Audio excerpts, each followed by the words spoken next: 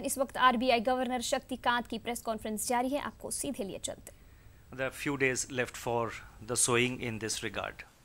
The extended period of cold weather in this year's winter is also expected to boost wheat yields. In the industrial sector, activity measured by Index of Industrial Production (IIP) slowed down in November, even as capacity utilization in the manufacturing sector increased above trend. Survey-based indicators point to weakening of demand conditions in the manufacturing sector. High-frequency indicators of services sector suggest some moderation in the pace of activity. In its assessment of inflation developments, the MPC noted that headline CPI inflation declined to 2.2% in December, the lowest print in the last 18 months. Continuing deflation in food items, a sharp fall in fuel inflation, and some edging down of inflation, excluding food and fuel, contributed to the decline in headline inflation.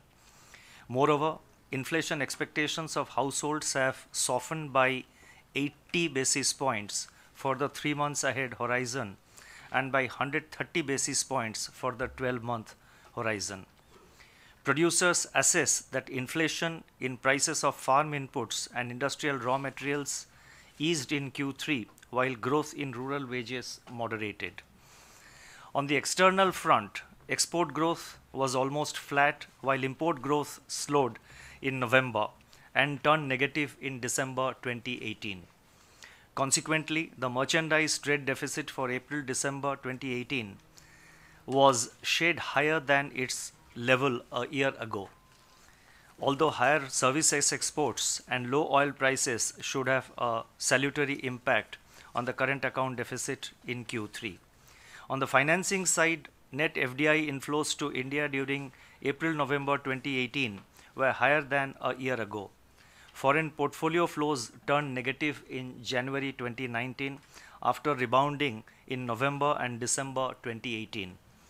India's foreign exchange reserves were at US dollar 400.2 billion on 1st February 2019. Turning to the outlook, the MPC took into consideration Mukesh